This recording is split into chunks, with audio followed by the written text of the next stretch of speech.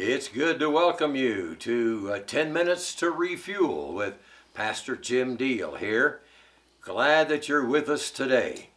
I was a young pastor and went to a pastor's conference along with my wife Dorothy and then a whole bunch of others there.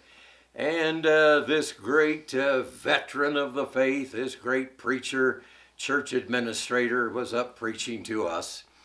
And he said something that I had never heard before, and here's what he said. Don't jump off a bridge to rescue a hat. He was talking about a bridge over a river.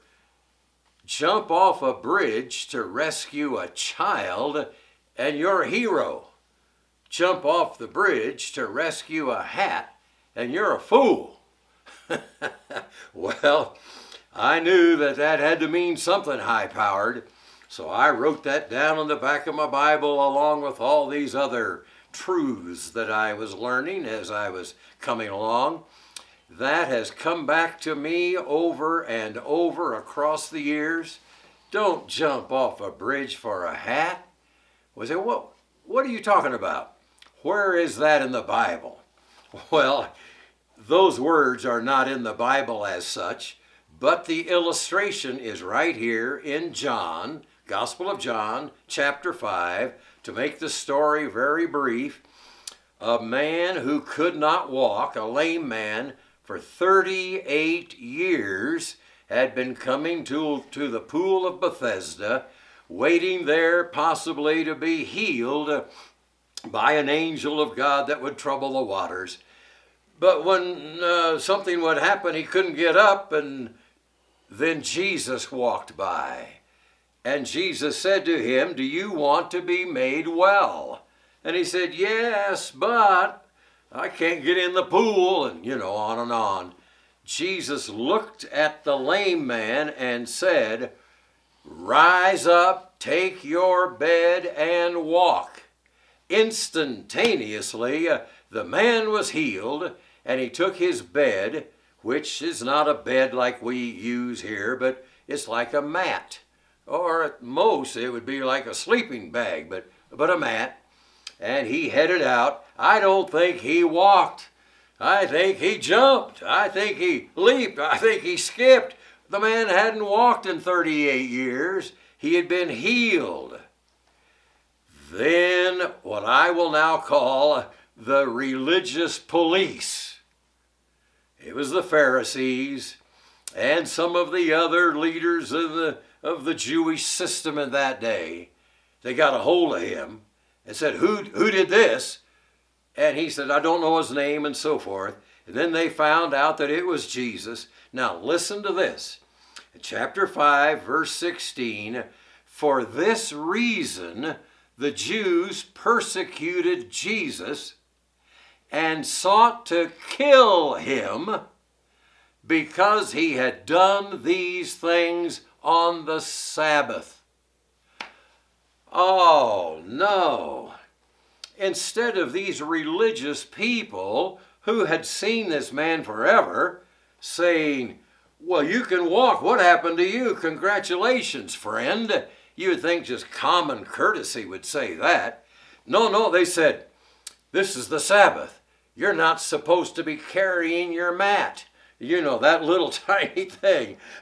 It's against the religious laws. They had so many laws about the Sabbath that you can't even remember all of them. Therefore, they sought to kill Jesus because he healed on the wrong day.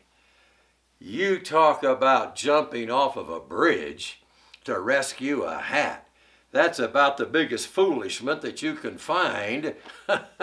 Who cares what day it was? The man was healed, a miracle of God. But it shows again how some people get clear off of the track and start to major on minor things, and there it is. Well, I'd like to say that all happened just in Bible days. It's happening in our world, in our churches, in the Protestant evangelical churches, and that I'm part of that whole movement. And of course, I'm positive it's happened in Catholic churches and anybody else's church. And lately, it's been called the worship wars. What a disgrace. Worship war. And well, they say, what is that? Well, are we going to sing the hymns and the gospel songs, or are we going to sing choruses? And the choruses, some of them are the 7-11 choruses. You've heard this. 7 words and you sing it 11 times. What are we going to do? Well, that started more church fights than I can count. Are we going to keep the choir and let them be part of the worship?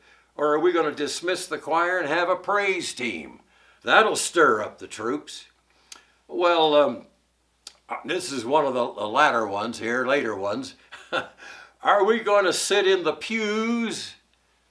Or shall we take the pews out and put in chairs? God made the pews. Pews and church go together. Yeah, but if we have chairs, we can move them around and have different events happening here. Oh, bless God, if you take these pews out, I'm going to leave the church. Well, that's jumping off of the bridge for a hat. Why don't you say, Lord, what do you think about this? You know what I think God would say? Pews, chairs, come to Africa with me. Come to India with me. Come to Bangladesh with me. You'll find a church under a tree sitting on the ground. God doesn't care what you sit on. Just go to church. God doesn't care what kind of style of music. Just worship the Lord. Come on. Now, I have so many illustrations of this that I had to take one little short one. This is maybe not the biggest thing that's happened in my life, but in one of the churches that I pastored, the youth always had a Christmas drama, and no one wanted to direct the drama that year, so I said, I'll do it. And so we had this Sunday afternoon practice, the very first one, handed out the parts, and then Mom and Dad came in, and their son went to them, and Mom and Dad, you know, they lived for that boy or whatever, and found out he didn't get the lead in the play. He had to be a shepherd. They blew up in the middle aisle of that church, yelled at me, and said all kinds of things that our boy never gets the lead. They walked out the door and slammed the door. They jumped off of the bridge for a hat. Who cares? Now, I would like to tell you today that I've never jumped off a bridge for a hat, but the Lord's had to check me more times than I can tell you. The most recent, you know, I've been in church leadership and church administration of our entire denomination. I mean, one of them.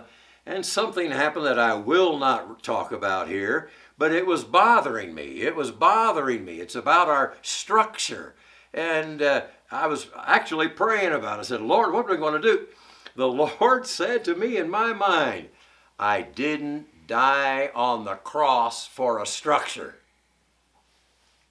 I died to win people to Jesus. And I let the thing go. I had to move on. You know, it's a hard thing to keep the main thing the main thing.